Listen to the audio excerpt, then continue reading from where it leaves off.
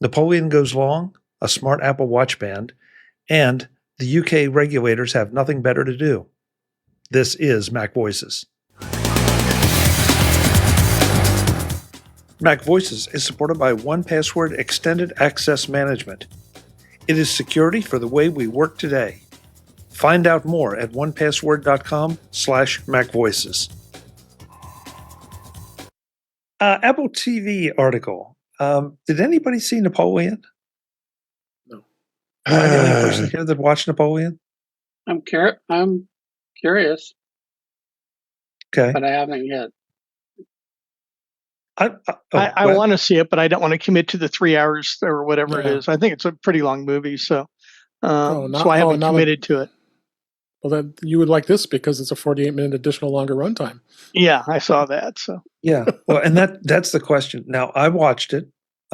Charlotte Henry and I had a big debate about this, about how directors are stretching out movies. And I enjoyed it. Now, it's not a movie that I'm going to go back and watch again. You know, I saw it once and it told a decent story. And, you know, I've always had a passing interest in Napoleon. So yeah, I watched it. But I'm not sure it was screaming out for an additional 48-minute director's cut. So I don't know that I will watch it again for the extra 48 minutes.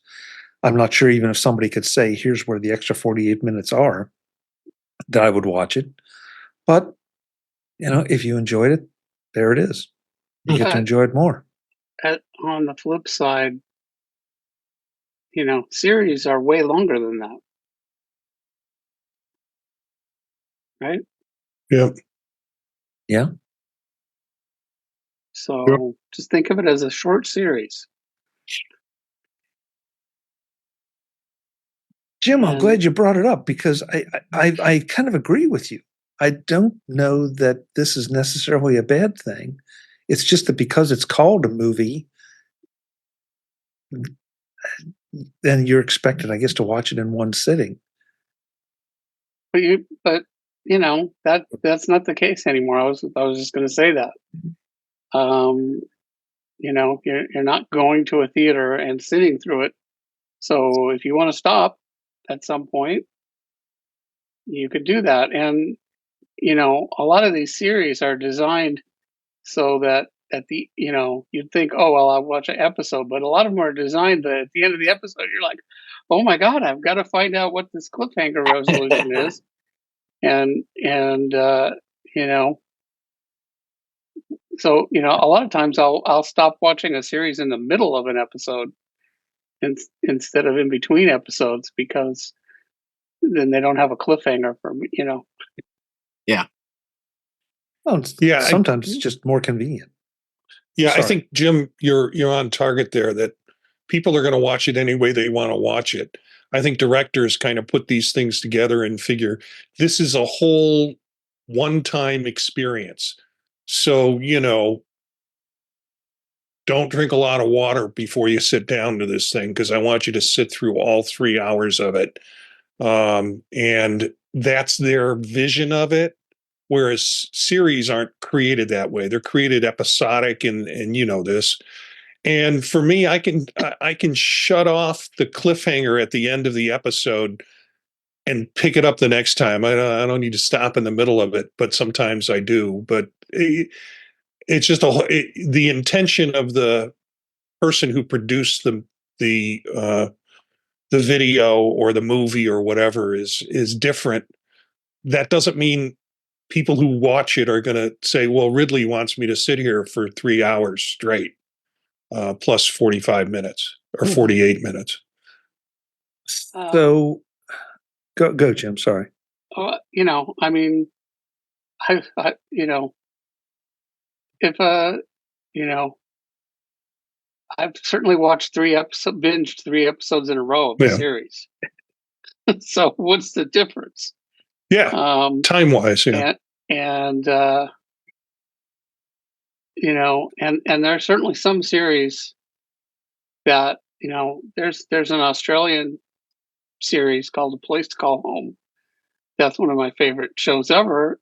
And ultimately it was 60 episodes of 60 hours. and it's one long story. I mean, not that you couldn't watch parts of it, obviously. Yeah, but and it did air over, multiple years, but it's, it's not designed as a bunch of 1 hour chunks. It's a 60-hour story. Yeah. And so, And I think now that's something that, when we were younger, series weren't like that.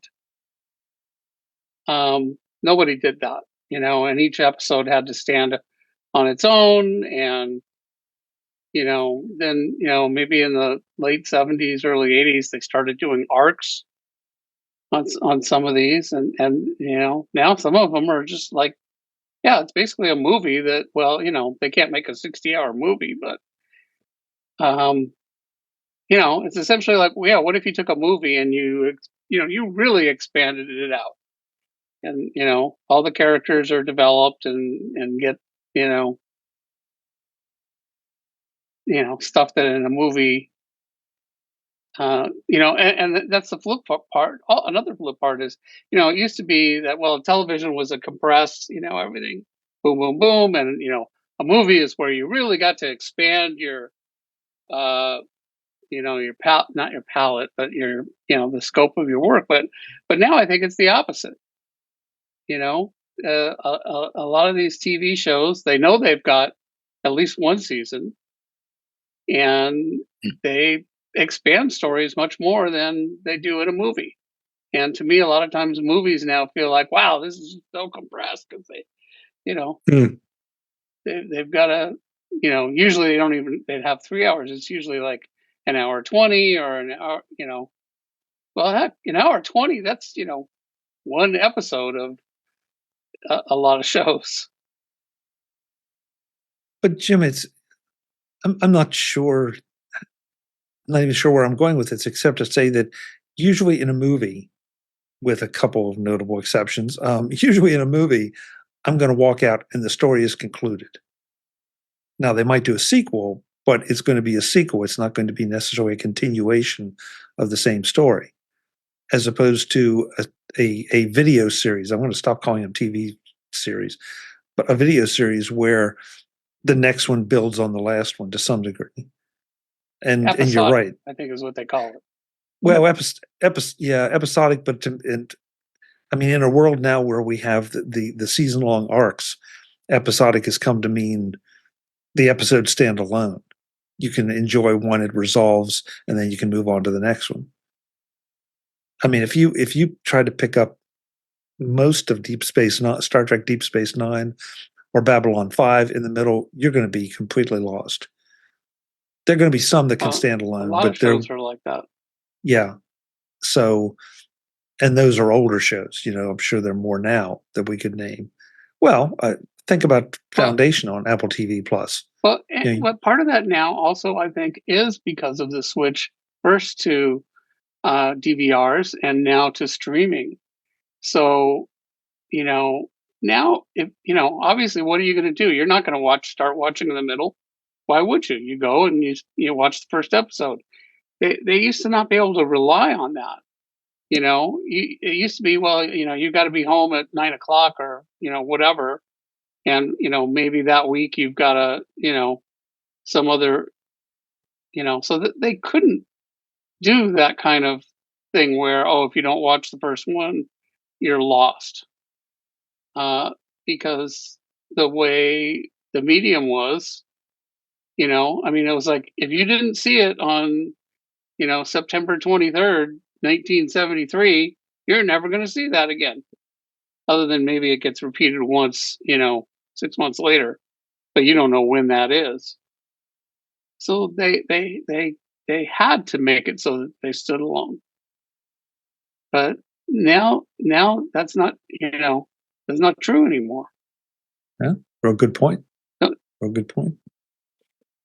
The chat room is buzzing here with different things. Yeah. The most disturbing thing I found, though, is the guy, Cyril, said he'd rather watch reruns of The Flying Nun.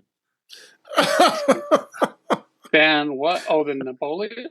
Than historic fiction, yeah. Yeah, than historic fiction. So Whereas we know that The Flying Nun is historic nonfiction. yep. Wait a minute. There was no flying nun? No, it's nonfiction. It was true. Oh, good. Thank goodness. For some reason, the other stroll of That Girl came into mind too. Remember that? So Wow. Yeah, it did for me too, because I was thinking about Phil Donahue. yeah, because he just passed. Yeah. Yeah. Oh, I think we're getting way too deep in the psyches of some of our panel members. I think we better move on.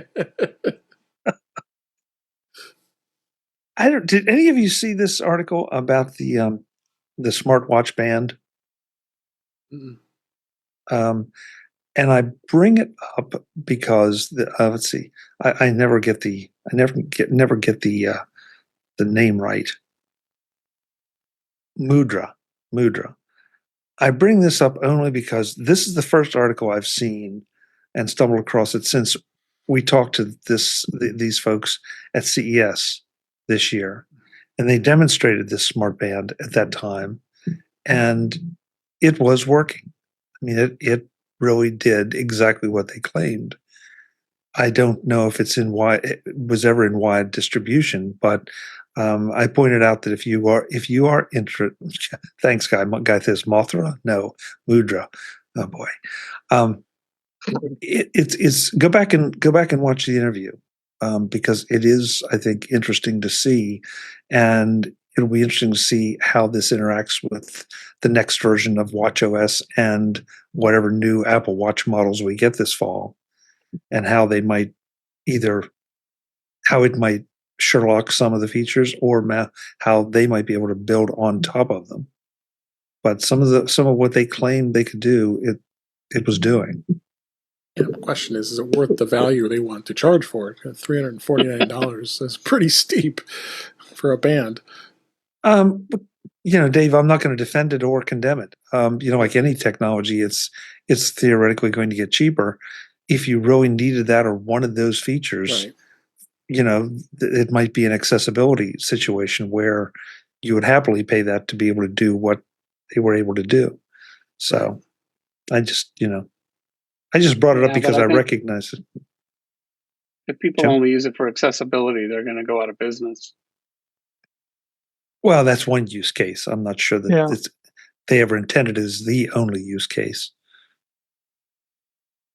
But, I mean, that was what David said was my first thought was like, holy moly, that costs as much as a watch or more than the watch, depending on, which watch you get. So there's a wrist. Is it really that hard to, I mean, I thought it was supposed to be great that we could touch our watch and do things.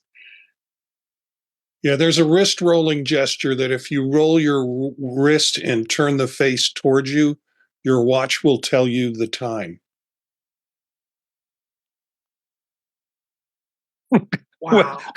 Web just demonstrated for the folks on video. It's like, See how it works, Web? had enough, and Eric, we got a face palm out of Eric again. All right. I just couldn't believe it. I thought Marty was serious for a minute because, my dad used to have vision problems, and he, this was more than a decade ago, and he got some watch that he could tap it and it would say, what the time was, 4:32 or whatever, and that was huge to him. So I thought that's what you meant at first, and then I realized. No, my point is, I use my watch to tell the time. That's that's a big portion of the functions that I use. So I'm going to have a hard enough time remembering what all the gestures are that you can do with the watch. I don't do the double tap. Although my watch has that capability, I forget to do it. So it's kind of how much capacity do we have in our heads to remember all of the things that technology can provide us, like this watch band, and how much are we going to use it besides going back to old muscle memory models of touching your watch, flipping up to find the app that you want, touching it again to open the app. Yeah, I agree with that. It's It's hard to remember. I don't, I think my watch could do some gestures. I don't ever do it. Marty, though, I might push back on that just a little bit because I think about it like trackpad gestures, and I'm a trackpad user, so obviously I think about that. But I know that there are 40 gestures this thing can do, more if I use one of the third-party utilities. I probably use 4 or 5. Mhm. And I'm not even sure I use them and think about them.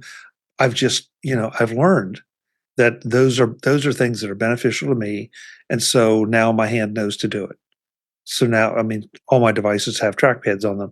So that's just, I can move from one to the other and those are always there. So I think this is another case of, we've got this incredibly large tool set at our command, but we pull the screwdriver out that fits the screw that we're driving right at the moment. Yeah, I just can't remember all the tools that are in my tool set. Well, I can't I either. know. Yeah. Yeah, I mean, to your point, I do remember, I do the tap of a little bit, not as much as I should, and now you've reminded me of it, so I'm going to make a conscious effort to do more. So we're part of the weakness, Eric. Well, I'm thinking this could be a way of bringing Apple Vision Pro gesture to the real world. So, you can do the gesture to get the control panel to show up, and, you just have to pay $350. But that's cheaper than Anybody buying a here- whole Apple Vision Pro. And you'd have to get Anybody one here for each wrist. ever see the movie Being There with Peter Sellers? I think it was his last Mhm. movie. Sure. Sure. Mhm. Oh, remember how he was going around with a remote control trying to Start control everything. things in the real world? Man, if you haven't seen it, that It's great. is such a great movie. Classic Patty movie. Chayefsky. Yeah. Yeah. Okay, adding it to my list. Oh, it's a classic. I wonder. Last movie. Jim? Oh, I was just gonna say, I wonder if it's available on any of the services or where you can get it. I think I'm gonna look it up because I haven't seen it in Academy Award winner. 25 years. Yeah. Yeah. Was it Best Picture or? I think so. I'm pretty sure it's on Apple TV 1979. or what's it I don't called? Being Being There. There. Being There. No, it's not free.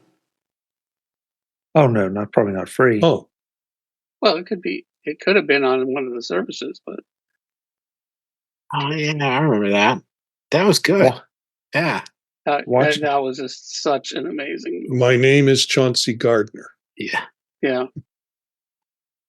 Okay, for those in the chat room, here's a link to the Wikipedia article so that you have all the information. You can rent it on YouTube on Apple TV for $3.99. Nope, I've never seen this. It's good. Okay, good to know. And really creative. It's there's nothing else. You can't compare it to other stuff. This MacVoices is supported by 1Password Extended Access Management. It is security for the way we work today. Find out more at onepassword.com/MacVoices. Let's assume that you are in charge of your company's online security. What's your biggest headache? End users, of course. Not that they intend to be, but they have other concerns, so they tend to do things that are less than secure. Using unmanaged devices, apps that aren't IT approved, and maybe helping implement non-employee identities for outside contractors. It isn't their fault, they just don't know what you do. But what you know is 1Password All Access Management. It's like aspirin for that headache.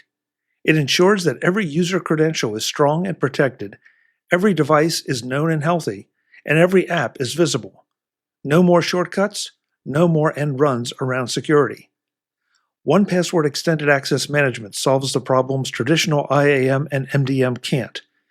It's security for the way we work today, and it's now generally available to companies with Okta and Microsoft Entra, and in beta for Google Workspace customers.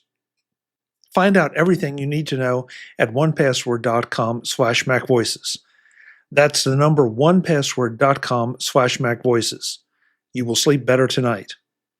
Thanks to 1Password Extended Access Management for supporting MacVoices. I have two left, and they were holdovers from last week. So I'm going to throw those in the chat room or one at a time here. But the UK finally dropped the App Store investigation. It says it has better things to do, according to an Apple Insider article. Now, there did seem to be just a little bit of follow-up that one of the reasons they decided not to proceed is that there are going to be some new regulations coming into effect later that may give them a little more authority, which is a little terrifying.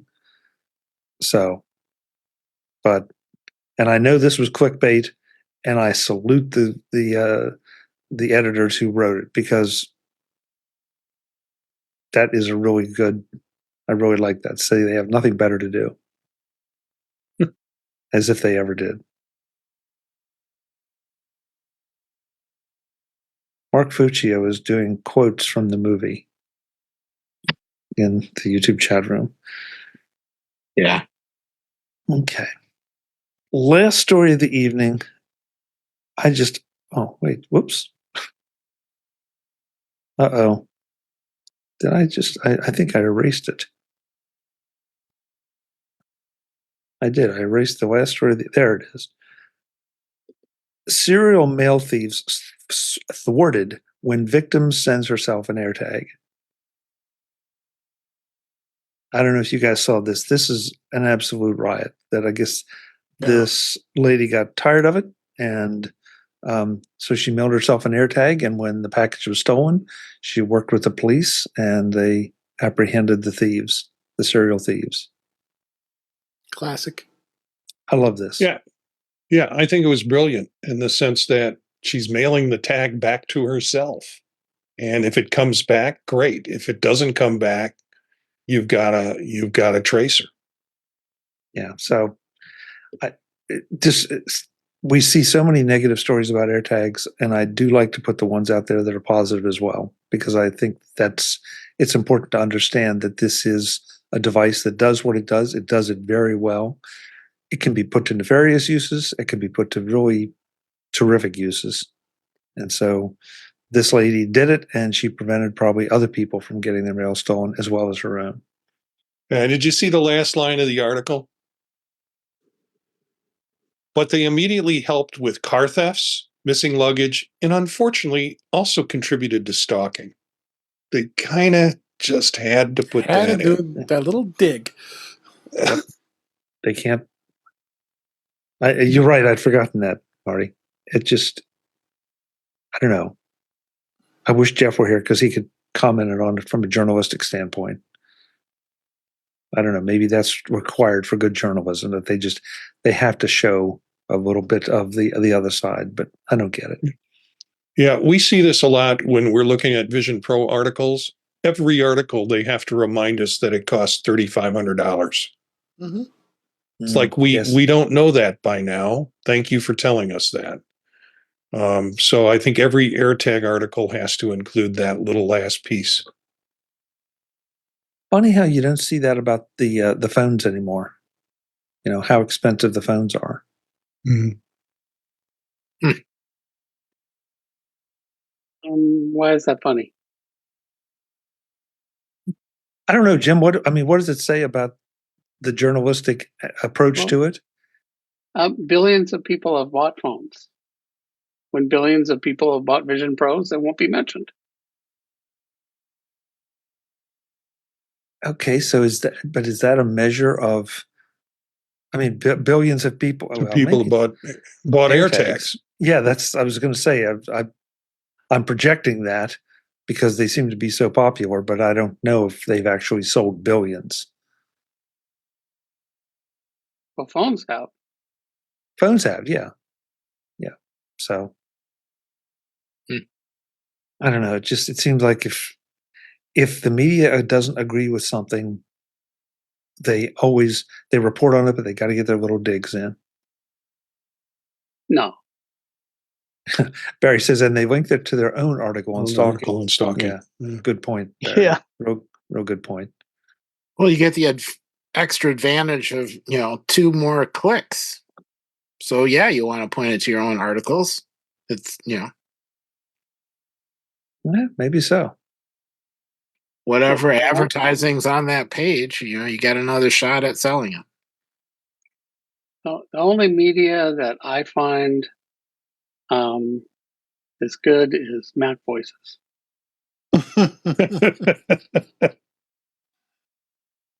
Please write CNN, NBC, ABC, CBS, PBS, and make sure they know that. Maybe we'll get a headline tomorrow. Why do they need to know?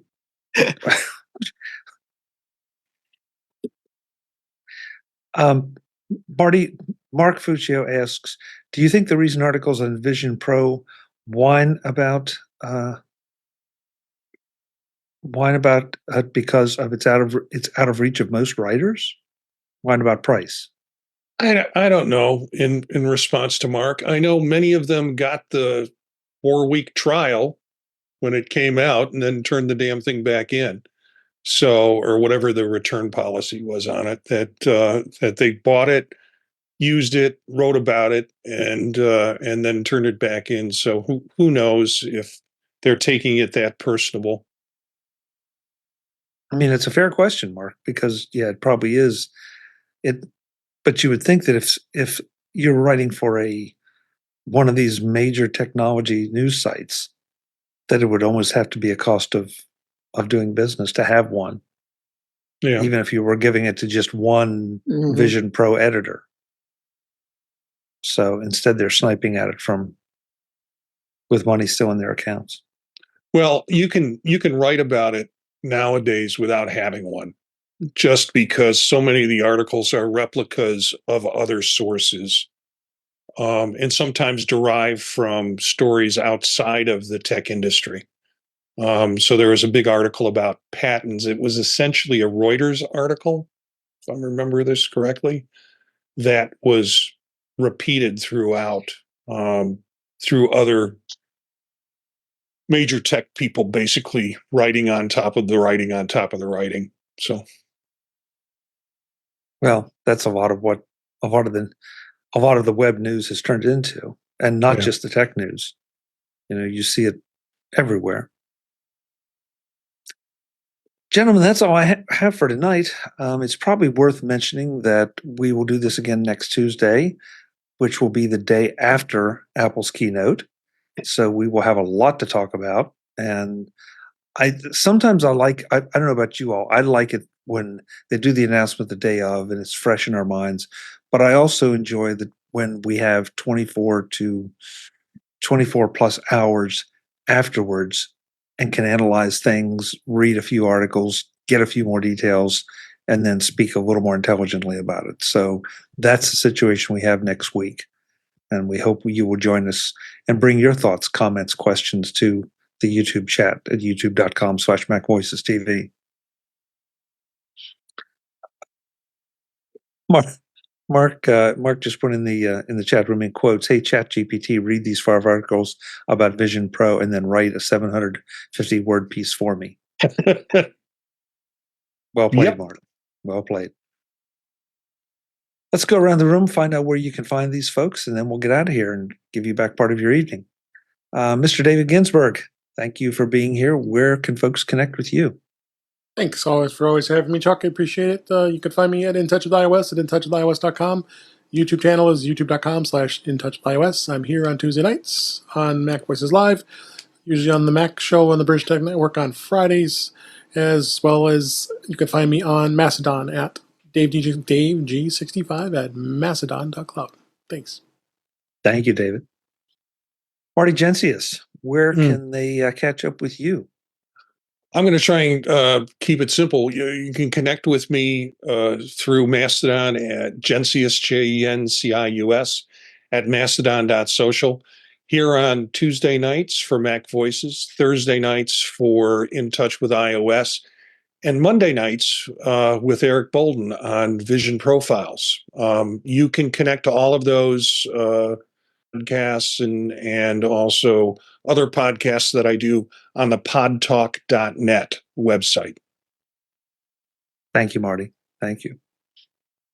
Eric Bolden, I know you do something with Marty, but I'm not exactly sure what. If you want to talk about it, you're welcome to. So hard to remember. There's like a polishing, cleaning cloth or something that's got a name on it. I can't. Something with goggles. Oh, it's just so hard. Now, what happened to that prop? Webb, you were doing such a nice job. I'm sorry. Here. There we go. Oh, yes. Thank you very much. Yes, Vision Profiles podcast with Marty, who's much more organized at talking about it. Otherwise, I'm spending time outside trying to find birds to pose beautifully. But you can also find me at, oh, nice. That's even better. Oh, I haven't tried that yet with my camera. Sorry, sidetracked again. You can find me at EA Bolden at techhub.social. Here Tuesdays, unless it's Wednesday or Fizbin or whatever that Star Trek thing was, and Marty on Mondays. Yeah, that's kind of close. That was all over the place. Maybe an edit. That's okay. No, I'm not going to edit that. That was a thing of beauty. No, I like it. I like it. Need more coffee. Yeah. Jim Ray, thank you for being here as always. Where can folks connect with you when you're not going back and watching old movies? Best bet is Mastodon. ProView Jim, PROVUE, Jim at techhub.social. Great. Thank you, Jim. Web Bixby, before you tell folks where they can connect with you, there's a rumor going around that you're trying out for the Kansas City cheerleading squad. That is absolutely not true. Not true? Not true. Okay. Absolutely not true. Just a thought. Where can folks find you? Yeah. I dated a cheerleader once, and that, yeah. Ooh. So you can find me at Mastodon. So this week. So. Web Bixby at twit.social is where you can normally find me. So great. Thank you, Web. And folks, if you don't stick around for After Dark tonight, you're going to miss a follow-up discussion on that. This is Mac Voices Live, Tuesday nights, 8 p.m. Eastern, 5 p.m. Pacific. Again, next week we'll be talking about the Apple event. Also, just a small announcement because it's not happening yet as of this moment, but this afternoon we threw the switch on new name servers for a new Mac Voices website. So any second now, if you can go now, at least where I am, it's logging into the old site, but any minute now, you should see a new Mac Voices website with some new features. We'll be talking more about that as we go forward. Until the next time, and as always, I'm Chuck Joyner. Thanks for watching. Visit MacVoices.com for show notes and to connect with Chuck on social media. Get involved in our Facebook group or like our Facebook page, and get more out of your Apple tech with Mac Voices Magazine, free on Flipboard and on the web. And if you find value in it all, consider supporting us through either our Patreon campaign at patreon.com/MacVoices or by making a one-time donation via the PayPal link on our front page and in the show notes of each episode. You will join these fine people who help bring you Mac Voices.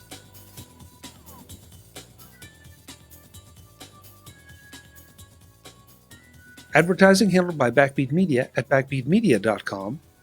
Bandwidth provided by CacheFly at cachefly.com.